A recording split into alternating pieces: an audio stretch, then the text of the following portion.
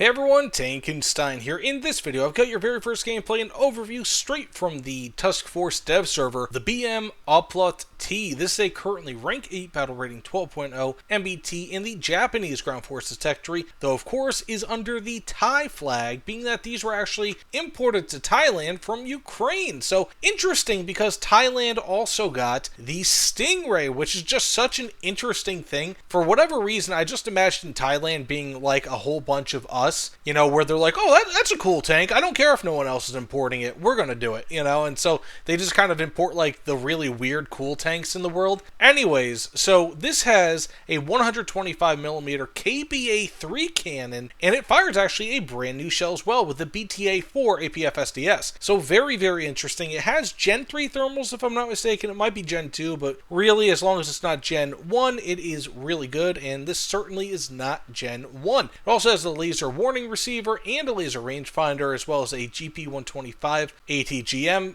and also the 3BK18M. Not that that really matters, but hey, you know what? It does have it. So that said, unfortunately, this entire thing isn't completely modeled yet. As you can see here, it just says ERA. It should say the duplet armor, if I'm not mistaken. It also has an active protective system, kind of like this. I believe it's like the Zarda or the Zaza, whatever it is. Anyways, it should have that as well. So it's actually a pretty decently armored and also protected vehicle just in general, again, with that APS. And also, if you guys didn't know, it is here at the very end of this tech tree. Let me know in the comments below also if you guys want me to do some gameplay with the Stingray. I am more than happy to do it, but I am very interested, and I'm actually really happy that this is in the Japanese ground tech tree, because up until now, they just really had the Type 10. That was it, you know, or the Type 90, which was pretty much just kind of like an older version of the Type 10. And so by having this in-game, you now have a completely different type of gameplay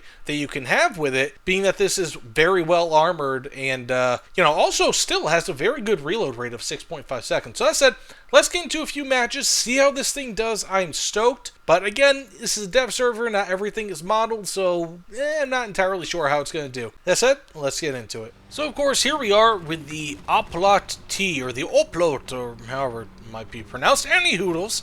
This thing right off the bat is actually pretty quick. As you can see, we are getting, what is that, 1200 horsepower for 51.1 tons. That's not the best by any means, but it's also not bad.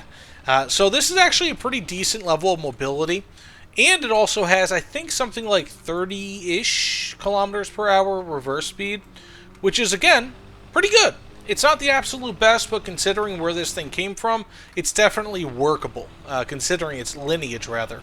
So, in general, its mobility is pretty good, and also when I was first showing this to you guys, it didn't really have an ace crew, but with an ace crew, you can get up to 40 degrees per second of turret traverse, which is also pretty good. So we're going to go ahead and flank here, being that this is actually a pretty flankable vehicle. Or are you easily to flank with? Tunes to flank by. I don't know. Now, as I said before, I'm not really expecting this... Oh, geez. We have somebody just wrecking our team with Hydras. I'm not really expecting this vehicle to be able to defend from anything, being that it seems like the ERA doesn't really work yet. And the ERA is like one of the main selling points of this vehicle, or really similar vehicles. So, yeah, I'm not really expecting all too much from it, but who knows. Also, there are a lot of bots on both teams, both the enemy and my team. Okay, I somehow missed that, but yeah, basically, in short, I'm not really expecting all too much from gameplay with this, but we'll have to see. But as you can see, I mean, almost everybody on the enemy team is a bot, unfortunately. So there's not really all too much that I'll be able to do here. Okay, that is a bot. That's also a bot. So what was that, BT5? Yeah, BT5. Look at that. So, I mean, hell, this thing is able to just go right through early World War II and also interwar tanks, which is just ridiculous. I mean, how overpowered do you need to be, right? So we're just going to keep on moving up here on the flank. I'm suspecting the enemy team is somewhere up here. If you're looking at the mini-map on the northeastern, rather, side of the city. If I get hit once by anything other than, like, a World War II vehicle, I'm probably toast.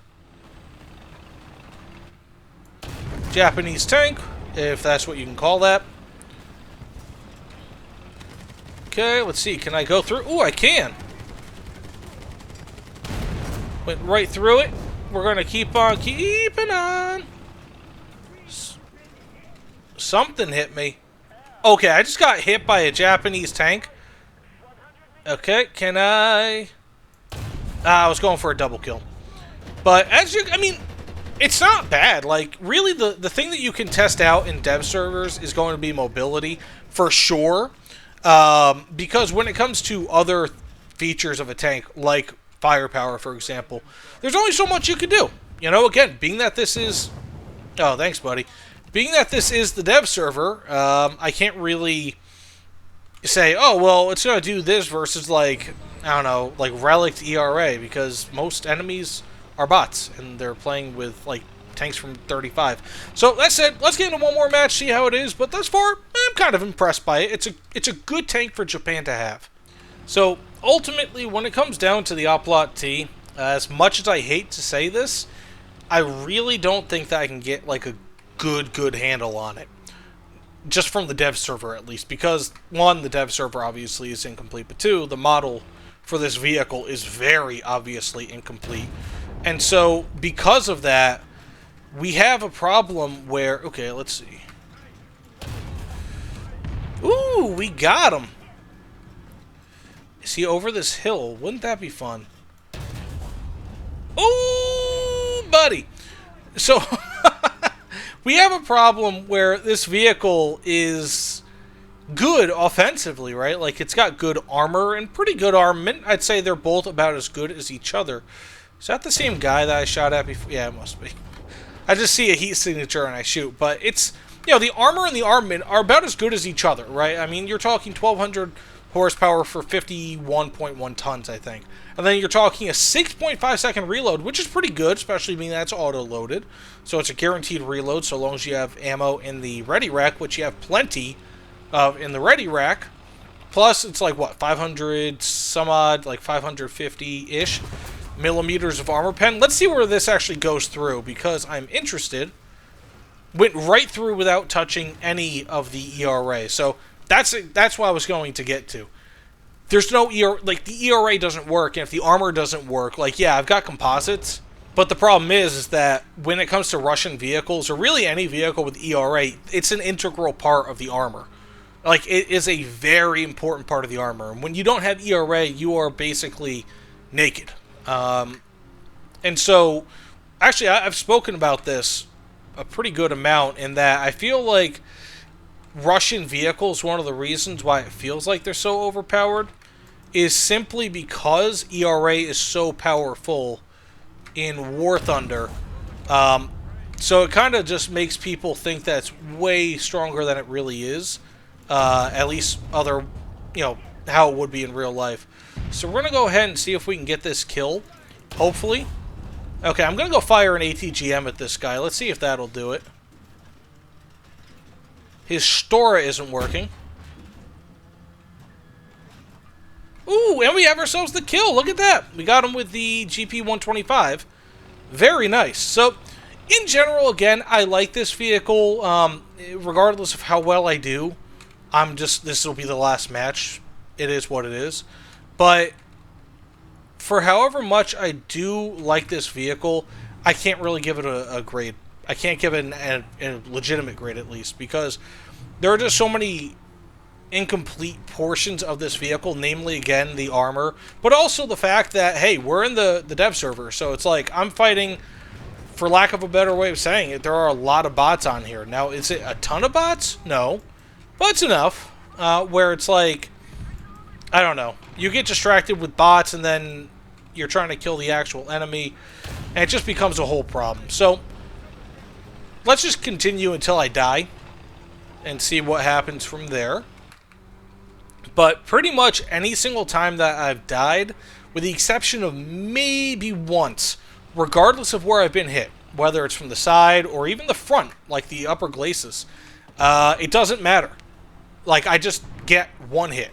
And that tells me that the armor is incomplete on this vehicle, unfortunately. So, let's keep on pressing on. I'm assuming that this is a bunch of bots over here. Oh, we have ourselves an enemy. And we gunned him down with our top-mounted HMG, which is a 12.7 millimeter. Okay, I didn't actually know if that was in... Okay, look at that. But this is what I mean. It's like there are a lot of enemies out there, but a lot of them, and I mean a lot of them, are just bots. And so it's almost useless. It's like, oh wow, look how strong this is. It's like, yeah, well, I mean, you can punch a hole through paper too. It's not necessarily going to be all that difficult. And that's kind of what using a top-level APF SDS, that's almost kind of like what that's like, you know, versus these lower BR vehicles. Actually, one could make an argument that it's way stronger, you know, like using a, what is it, like an AB-41 or an M8 Greyhound or something. Using a top-level APF SDS with 552 millimeters of armor pen at max is actually much stronger than a human punching through paper. It's probably like if an elephant uses tusk through paper. It's like that level, if not even more, you know, if we're just looking at force. But that said, yeah, I like it. So I'm assuming that not really much else is going to happen here. Again, I can't really give a full review, or I'm not even going to say review. I hate when people say, oh yeah, full review on this vehicle. It's like, it's the dev server, man. Like, you can't review a vehicle on the dev server. It's disingenuous. But I can't really give you guys an idea completely of how this vehicle is. Again, thankfully, its armor or its armament and mobility, they do seem for the most part to be complete. But that's it. You know, there's not really all too much else one could say here. So, assuming no more action happens, because I'm assuming that's just going to be a bunch of World War II vehicles henceforth, being that one of my actual enemies is out. And I've already taken care of plenty of, you know, World War II and even a few actual players. Yeah, I think that's about it. So enough dragging on here. Thanks so much for watching, and I'll see you all on the other side. And also, if you guys want, you know, I'm going to have other videos. So check them out. Take care, everyone.